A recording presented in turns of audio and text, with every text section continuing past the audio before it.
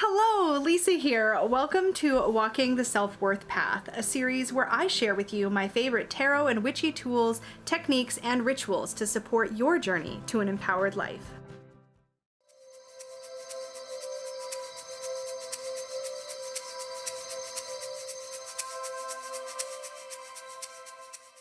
So today we're going to be talking about building using an inner child exploration kit. So if you caught earlier in this self-worth path series when we were talking about building a self-care toolkit, an inner child exploration kit is very much along the same lines. This may require you to step maybe even a little more outside of your comfort zone than you're used to. Before I talk about, what's in my kit though, let me share a little bit about why I find inner child work to be so healing and beneficial. I know that I was treated growing up as though the youthful energy that I felt like I embodied, the playfulness, the brightness, the happiness, was really heavily used and taken advantage of by the people in my life.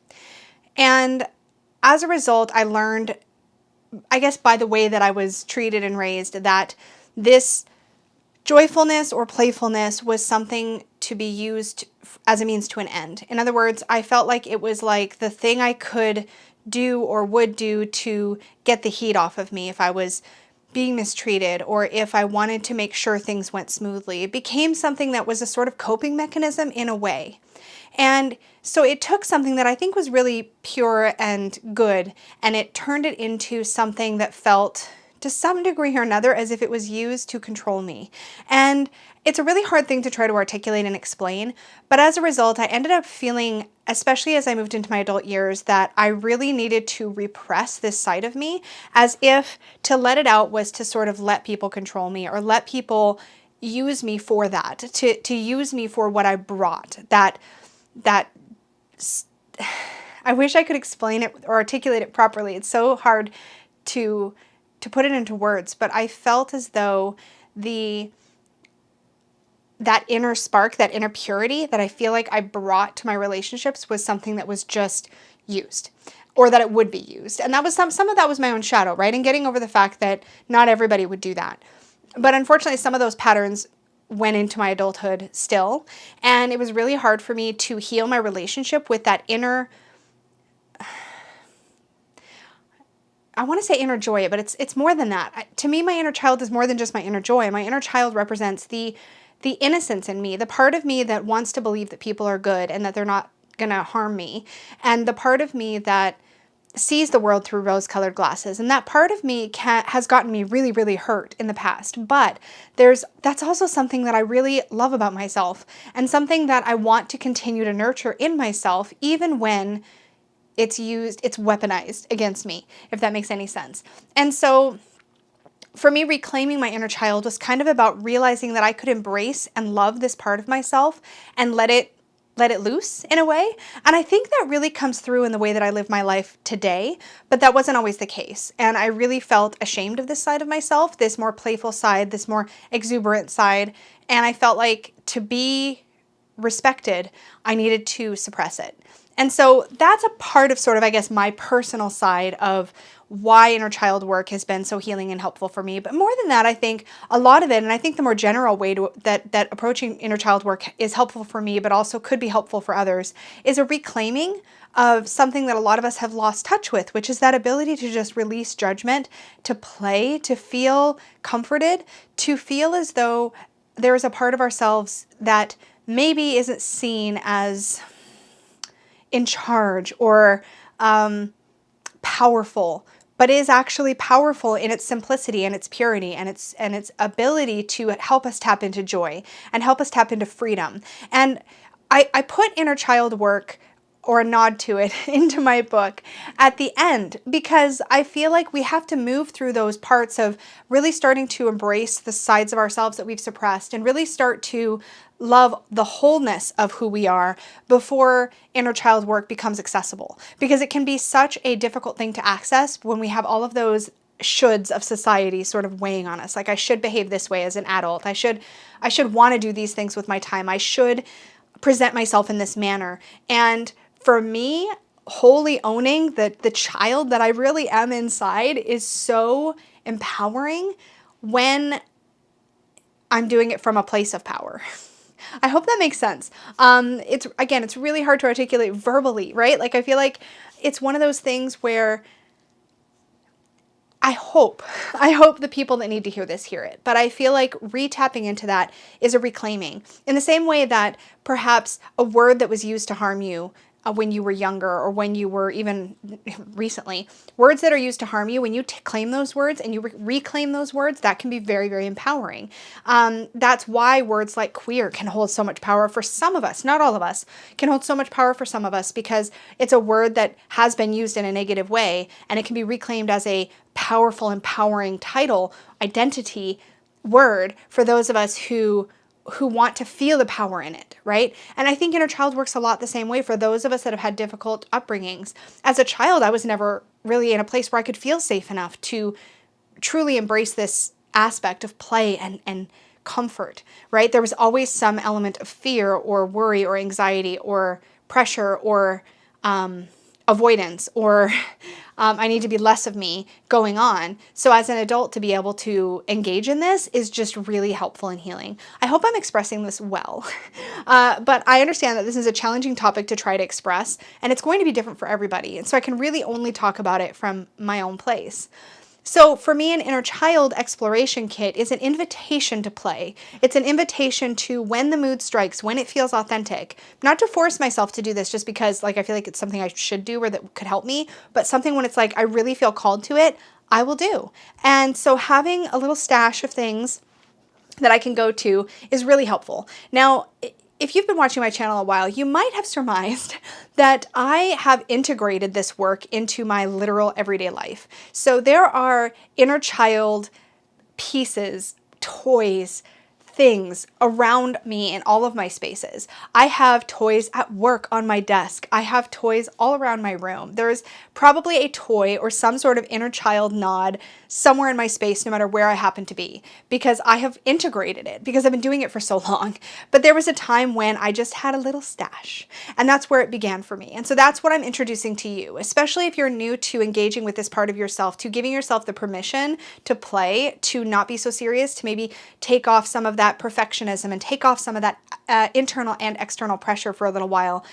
Engaging in this kind of thing is so supportive and so it can open up so many doorways. It can open up so many doorways to authenticity for yourself and to vulnerability for yourself. To me, it is literally a key to so much more. And it's so hard to encapsulate this in a short YouTube video. So maybe I need to do more on this topic in the future. And if you're interested in that, definitely let me know.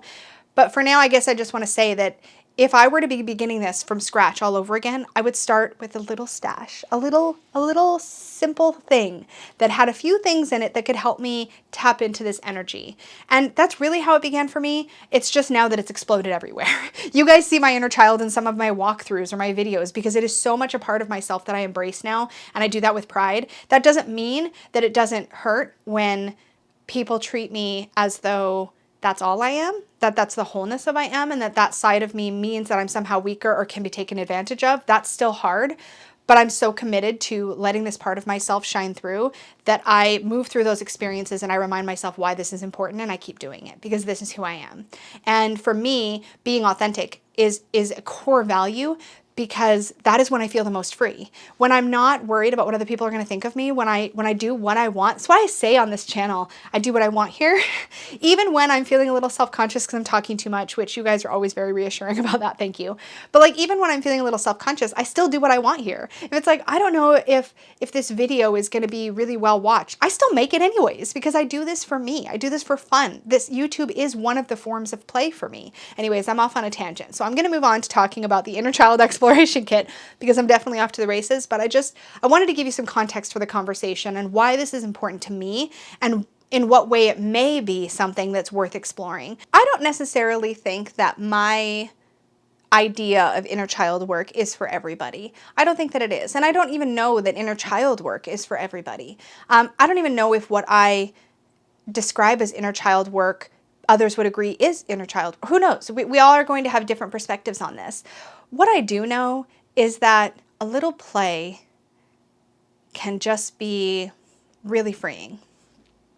So with that said, I'm going to share some things that I would put together in an inner child exploration kit if I were building one today out of some of the things I already have to create something that's inviting and that makes me want to explore this aspect of myself. And there's so many ways to customize this.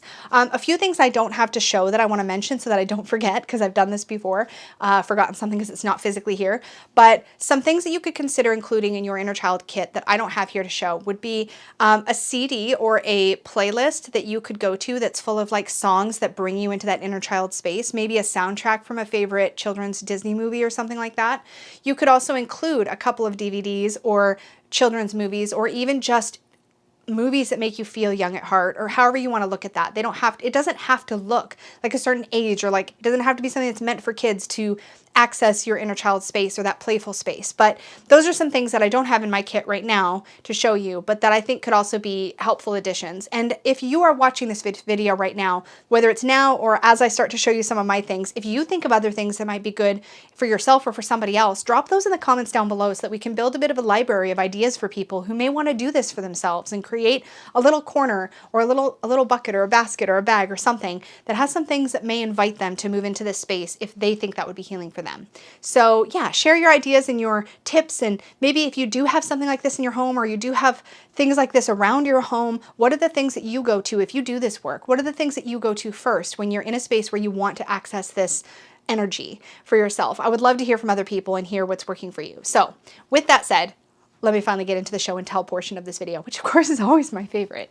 So right on top, first of all, I'm going to move one thing so that I can show you what I have here. But I actually have a little basket that was made for me by Peggy. It's got little handles on the side. It's just a little fabric basket. But sitting right on the very top is this blankie. This is not, I don't have any sort of remnants from my actual childhood, which is probably for the best, just based on energy. I may have some. I think there may be one still somewhere around. But in any case, Peggy knitted this for me out of baby yarn, and I just loved it so much. It's pink and white. It's about the size of a baby blanket, so it's, I don't know, I'm very close to the camera lens, but it's not huge. It's about enough to sort of drape over my lap or wrap around my shoulders and cuddle up, and it is so soft.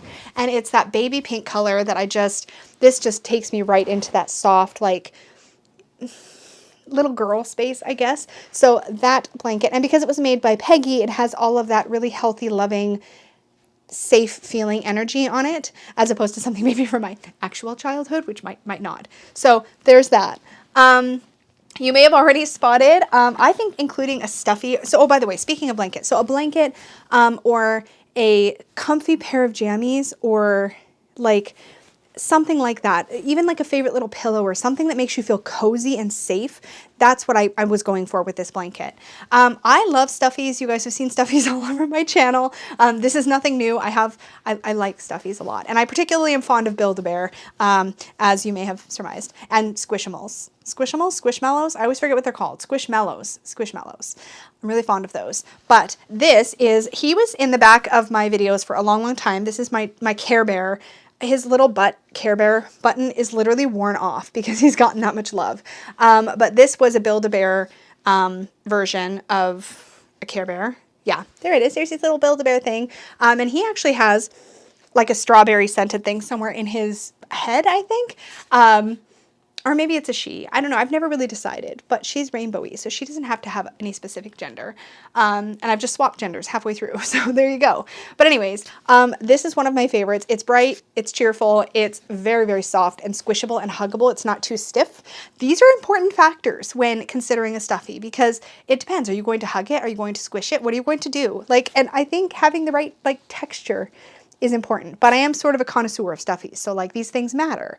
To me, they may not matter to you, but I love having a stuffy handy. Okay, so other things. I'm gonna have to put things down because they're everywhere, and I don't have enough space in front of me. Anyway, okay, so other things. So I also have here a couple of favorite books. These are not designed for children, but I think they're perfect for this. One of them, these are both by Sarah Anderson, who is the creator of the Sarah Scribbles cartoon. The first one is Adulthood is a Myth, which, I mean, just the title alone should be such a great tool. And I want to point out too, you don't need to have a whole basket of this stuff. You could have like one thing that does it for you, and that's totally fine. And this is such a good one. So Adulthood is a Myth, and this is actually like textured and fuzzy right here.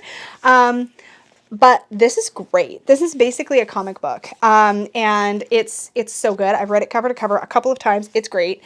And the other one I have for by Sarah Anderson is called Big Mushy Happy Lump, and it is also all fuzzy. If you are like an introvert or just like a kid at heart, or any combination of those things, or I don't know, if you just look her up, look up Sarah Scribbles, read some of the cartoons, see if it's your style. You can buy these. They're by Andrews McMeel Publishing. These are fantastic. I really love that there's texture. Like her sweater is actually like fuzzy in both of these. These are great. Anyways, so I love those. Speaking of books, another thing that's really great for me and helps me get into that space is fairy tales. And I have exactly one that is a go-to currently, and that is this. This is by Taschen, who is the same company that did the really beautiful tarot book. So it's called Tarot by Taschen, I think. But this is the 40th anniversary edition of the Fairy Tales of Brothers Grimm. Oh, there's my light reflecting. There's the Fairy Tales of Brothers Grimm. But then when you flip it over, it's Hans Christian Andersen. And this is a gorgeous fairy tale book with like really nice, beautiful illustrations. And there's different illustrators for every story. So you really get like a really nice variety of artwork along with, wow, that's like a not very colorful version. Let me find one that's more colorful. There we go. Is that the Princess and the Pea? Looks like. Oh no, that's a mermaid. Never mind. Anyways, but so it's really fun. It's really beautiful. I love these old fairy tales, the original like Grimm's and Hans Christian Andersen ones. I think they're really great. Oh, that was probably the Little Mermaid. Was I on the Hans Christian Andersen side? Anyways, I don't remember, but regardless. So if I want to get into that space, a really great way for me is either to pull out one of those books that gets me into that space or read a single fairy tale. It's a really nice way for me to reconnect with that energy. So I also have in my little kit a coloring book. So I can't talk.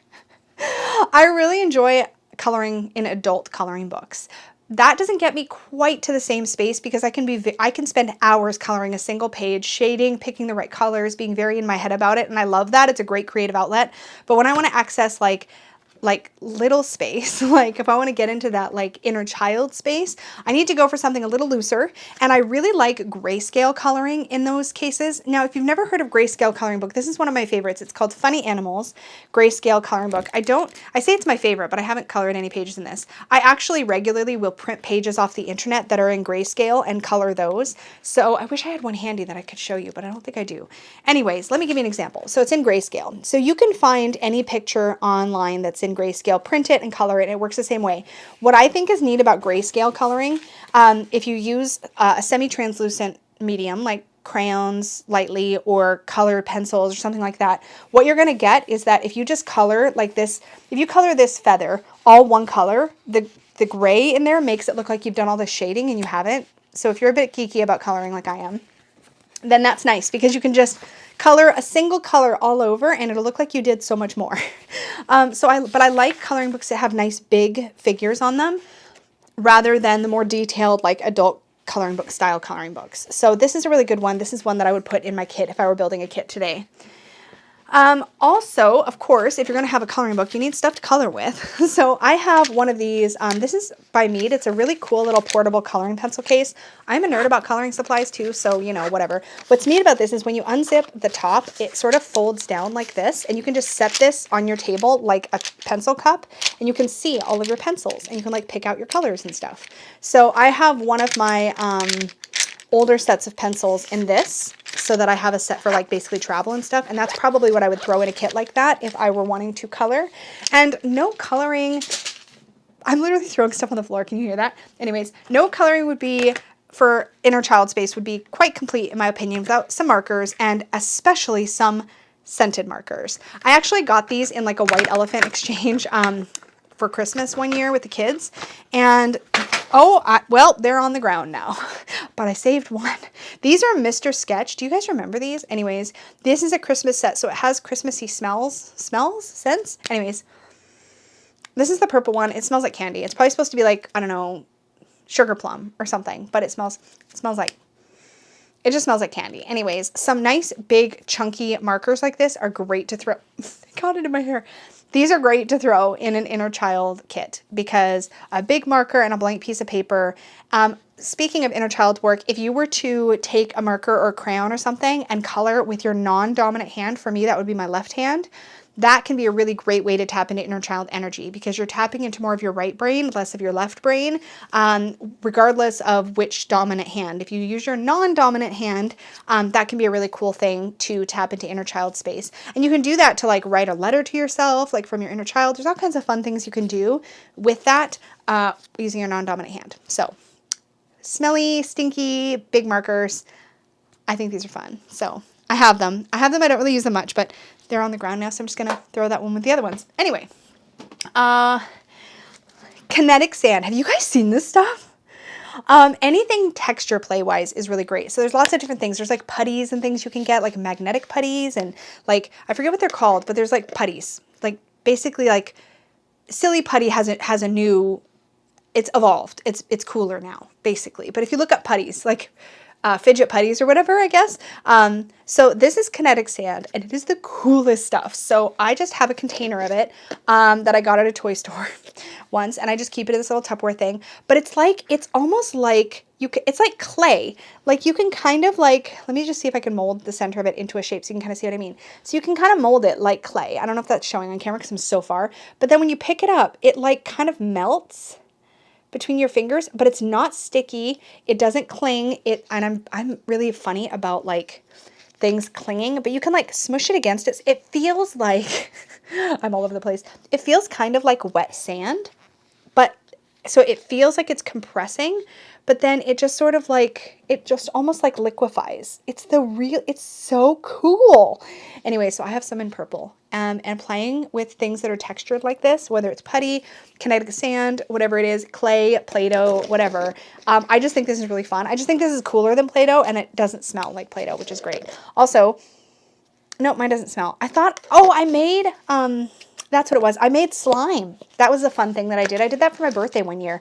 I made slime. I made butter slime, which is like a soft, velvety, lovely slime. It's really great. It doesn't feel or sound like actual slime. Like if you don't, again, I don't like to be sticky, so I'm very fussy about texture, but butter slime was great. It was so fun. And I put lavender oil in my slime, like lavender essential oil, so it was really calming and relaxing too. But I put it in a container like this, and these containers, which I got from the dollar store, are not airtight, and my butter slime dried out, and I just haven't made fresh butter slime. How many times am I going to say butter slime in this video? Anyways, slimes are fun. Slimes are fun to make and play with, so I recommend. Something textural is a great thing to throw in an inner child kit. I could literally talk about this all day, quite clearly. So the last thing, second to last thing I'm going to show you is a toy box. So I actually have a toy box, and mine is in this Hello Kitty like metal lunchbox that I bought ages ago. This is literally chock full. Oh my gosh, I just probably smashed that against my microphone. This is chock full of like little toys that I've collected. So I have some great stuff in here. Hold on. Now I'm excited. Let's do a show and tell. Okay, so I have lol dolls. Have you guys seen the little lol dolls? They're like a surprise kit. Look at this one I have. Isn't she cute? I hope it's focusing. I have no way to tell, but whatever. I hope it's focusing. I have like little mini like squishies. So like, you know, when there's like those like machines and you can put like a toonie or a loonie or a quarter or whatever, a toonie, loonie, Canadian dollar and $2 coins. But if you can put coins in there or whatever money, and you get like little toys, like here's a little beanbag hippo. Oh no, this one came in another surprise blind bag toy called Pick Me Pop. I got this little hippo dude. He's really cute. I'm probably not going to show you all of these because we'd be here forever. But I have, this one came to me from when my son went to Japan. He brought this back. This is like a little Hello Kitty Snow White. Uh-oh. She's a stamp, but I don't have any ink for her. There we go. But she's a little Snow White Hello Kitty stamp. I have another lol doll. I love blind bags. Blind bag toys are like most of what's in here because blind bag toys are so fun. I have a little Halloween Hello Kitty. Though there's lots of Hello Kitty stuff in here also. This also came in my Pick Me Pop, so I got this cute little owl creature. I have a squishy Care Bear. This one is a little lovey one. Squishies are great. I didn't grab any squishies, but I also have squishies. I have so much cool stuff in here. I have a little Robin Hood Hello Kitty stamp that also came from Japan. These are really cute. So I don't know if you've seen these. Oh my gosh. I collected Shopkins for a while. Oh my gosh. Okay, I've got to show you guys these because these are great. Oh my god, I'm in total like 5-year-old show and tell mode, but these are so good. Okay, sorry. I have all of these little, like, I forget which blind bag these are from, but there's something to do with like groceries. Oh no, these are Shopkins. These are just a new edition. So I have like a Frosted Flakes like cereal box. I hope that shows up. And then inside, I hope I don't mess up my nails doing this. Inside, there's actually a little like Frosted Flake Shopkin. Oh my gosh, I hope you can see him. He's so cute. And there's actually a little like Frosted Flake inside. Like he's like, isn't he the cutest? Can you see him? Oh my gosh, I hope he shows up. So I have Frosted Flake, which is super cute. I have a little Cheez-It. This one's great because the box is plastic. Yeah, there we go. So I have a little Cheez-It. It's got a little cap on here. So it looks like a little Cheez-Its container. And inside is a little Shopkin. If you've never seen Shopkins, I'm sorry. They're the best. I don't have a whole collection anymore, but I do have a few of these special ones. So this one is the little sparkly Cheez-It. The cutest. There's some, I have a Rice Krispie treat in here. Look at this. Look at this. It's so cute. My boxes are kind of dying because I open and close them all the time to get the little toys out. But you have to keep the boxes. This is what the little Rice Krispie treat dude looks like. Oh my gosh, I can't tell if he's focused. Hold on. Let's make sure it focuses not on my face. So cute. I have a Marie Callender's Popeye. It's the best. Oh my gosh. Okay. There's the Marie Callender's pot pie box, and this is another plastic box. And then there's this little chicken pot pie. Look at her. Isn't she cute? There's a little pot pie in there. And I'm almost done with these, I promise. Well, with these specific toys. And then I have the Fruit Loops. This is probably one of my favorites because they look like little cereal bags. So here was the box. It's just a regular cardboard box. And they have like little Fruit Loops in them. They're like a little bag of cereal. I hope it's focused. Oh my gosh, they're so cute. So cute. So yeah, Shopkins are the best. Oh, I have one more in here to show you.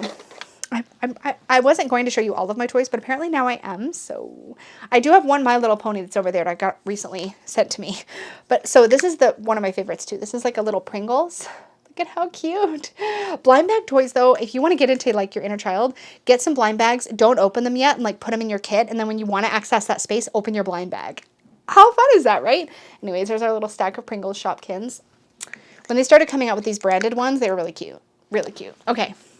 Shopkins. I have a really great Rainbow Dash that's a little bit frizzy, as they get, right? Like I have several little My Little Pony things in here. I have Applejack. Oh my gosh, their hair is like clearly having problems, but you know, they live in this little toy box. I have a little Pinkie Pie here. I have other Pinkie Pies. Yes, here's another Pinkie Pie. I clearly have a set of these ribbon ones, right? They're so cute. And then Fluttershy. Oh my gosh, these are the best. And of course, Rarity. So cute. In case you guys doubted. Oh, look, I found another. I'm not going to open this one, though. This is another Marie Callender's, but this is the Apple Pie Marie Callender's. The best. Oh, I have to look at this. There's a bunch of other little things in here. Oh my gosh. There's one thing I'm going to totally show you. A bunch of other My Little Pony stuff. Little ones. I've got squishy. I'm just in my toys now, guys. Sorry, bye. I have a little frog from Japan. Hello Kitty. Oh my god. Okay, so I have a little Skechers Shopkin. This one is so cute. It's a little shoebox. Little shoebox. And then it's got an actual little Shopkin Sketcher in there. That's so cute. It's so cute, right? Okay, anyway. All right. One of my favorite toys in here. There's some really teeny things. Look at this teeny, tiny kitty. Oh my gosh, I can't. Hold on. That I have in here. So little. Okay, anyways. This is one of my favorites. Now, I got this at each one of these individually, I should say. I got in one of those machines, right, that you could get toys. I should have gotten more because these are the best. So each one of these, they're little Hello Kitty themed. So this one is the boutique. And you open it up. Uh-oh, my ceiling came off. Okay, you open them up and they're like a little like mini dollhouse kind of thing. And this one has two little tiny dresses on stands. Oh my gosh, I hope this shows up. And a little figurine that goes with it that is a Hello Kitty. So it's super tiny. I'm going to put her in her boutique. And then I'm gonna hold that up so you can see. So if you liked things like Polly Pocket and stuff like that, they're really great. I don't even know if I'm making a video anymore or if I'm just playing.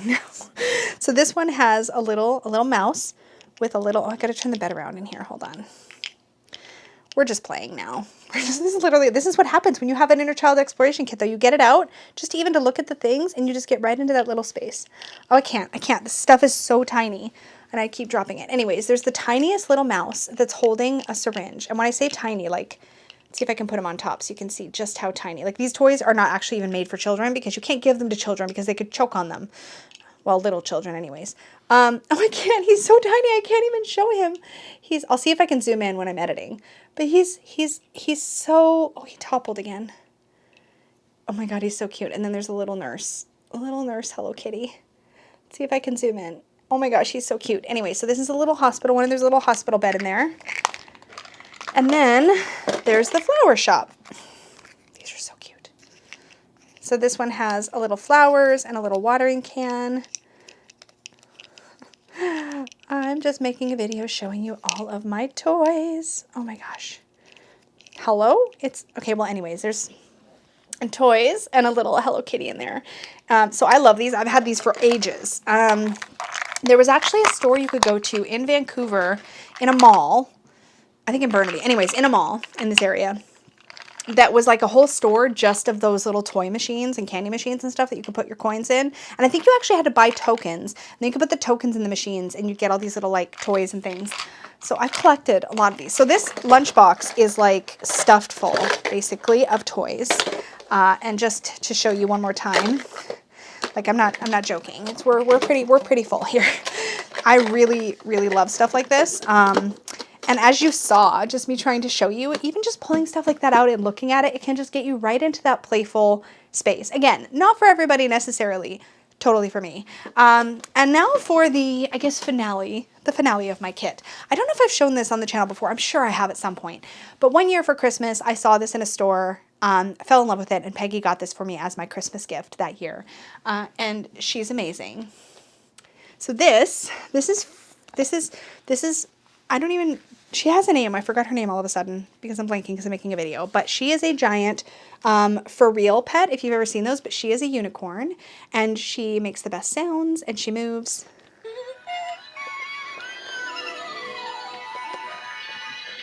Oh my God, she's the best. So you can like pet her nose. Her horn changes color depending on her mood. You can pet her horn. You can pet her back.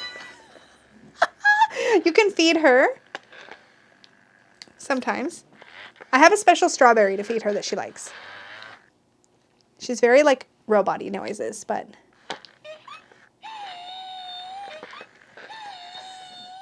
she's got a ton of noises. She's literally, and her legs move. Let's see if I can get her to, like you see, she like lifts her legs, she moves her wings. She's the best, actually, though. And she's got sensors all over her. So, like, when you pet her,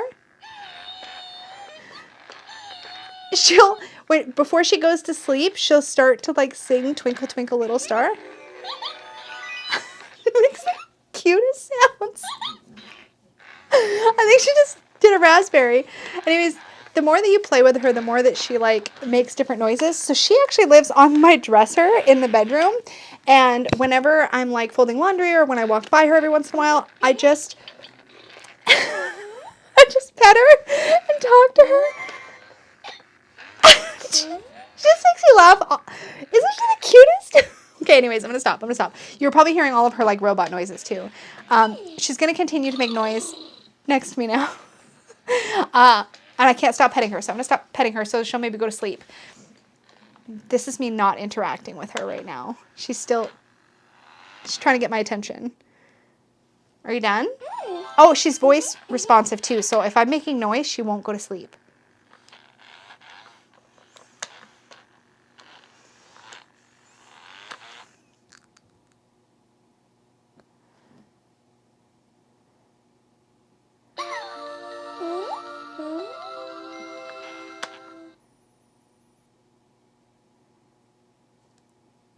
Are you asleep?